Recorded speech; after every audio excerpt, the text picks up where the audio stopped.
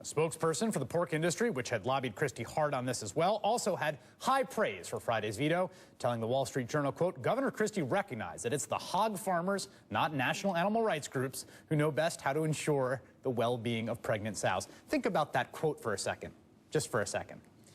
Of course, if Christie's decision-making on this issue really is all about political calculation, about gearing up for the 2016 presidential primary season, well, Jon Stewart, for one, takes a dim view of his chances.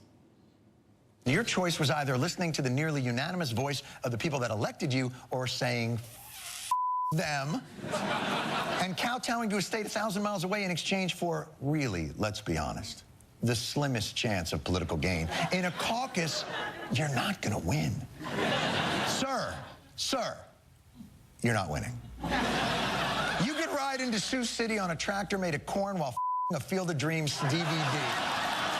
You're not going to win. Joining me now is Democratic New Jersey State Senator Ray Lesniak. He sponsored the pig crate bill. You surprised by the governor's veto on that Friday after Thanksgiving? I was a little surprised. I actually thought he would do the right thing. We had over 100,000 signatures, 90% approval rating, overwhelming support from the Republicans in the legislature. I thought maybe that would be convincing, but I was wrong. I challenged him to prove me wrong. Did he communicate to you beforehand that he was going to do this? He didn't communicate to anyone. You guys talk ever? No, we don't. I mean, you literally don't talk. We don't talk. I just put bills on his desk and he vetoes them. Good bills. Sounds like a horrible marriage. I would like it to be better. You've reached the passive-aggressive phase in which you're passing notes to each other. He actually signed a very good bill banning ivory sales and transactions to protect elephants. Right. Well, there's no caucus, and there's no elephants in Iowa. Right. Yeah, that's right. Okay. Let me give you the most cynical interpretation of what you, Mr. Lesniak, are doing, which is that this is gimmickry. Basically, you quite brilliantly foresaw that this would put him in a difficult position. There's not really massive pork industry in New Jersey. In fact, it doesn't appear like those crates are actually being used in your state. And so this is essentially gimmickry, and you won one here, but this is mostly symbolism. I've been supporting animal rights my entire legislative career. As I said, we protected elephants. Where are the elephants in New Jersey? Right. But it's more than symbolic. It's making a statement following 9 states banning cruelty to animals wherever it exists. That's what I'm all about, and that's what the governor should. That's what the people of the state of New Jersey want. Why not? What's wrong with that, Governor? So you think he's going to talk about this publicly? Like, what's the argument he has? Like, this idea that it's a special interest thing, right? Well, he's saying it's political, that I'm being political. I'm being political, but I had the support of all the Republicans and 90% of the people of the state of New Jersey. That sounds to me like I'm being right.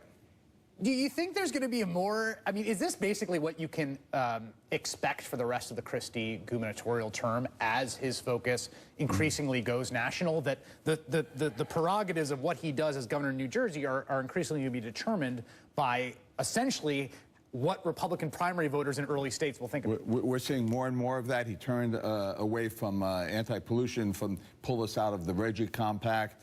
We're seeing more and more of not only him kowtowing to the interest of other states, but not focusing on the needs of the state of New Jersey. So we actually have an absentee governor right now, and that's harming the state.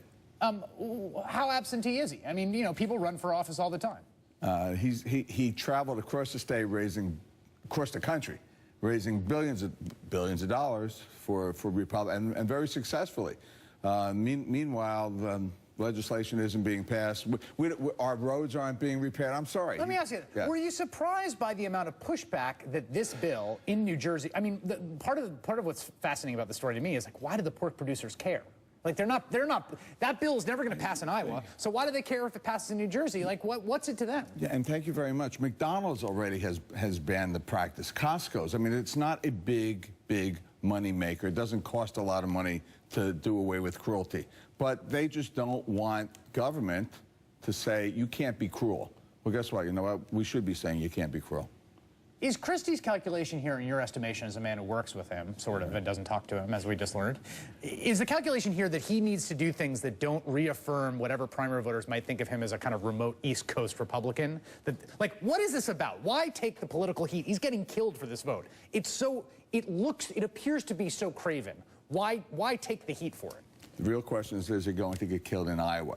But our polls show that gestation crates don't have high approval in Iowa either. So I think it's going to backfire on him. Yeah, I think it already has. This is more. So this strikes me as the kind of vote that's more about the interest groups than the voters. I mean, I don't think anyone in Iowa is voting one way or the other on gestation crates. But they may vote on. They may vote on whether what he stands for in his leadership and whether he just couches his opinions based on whether he's going to get votes or not. This was the tough-talking guy afraid of no one. Senator Ray Lesniak, thank you very much.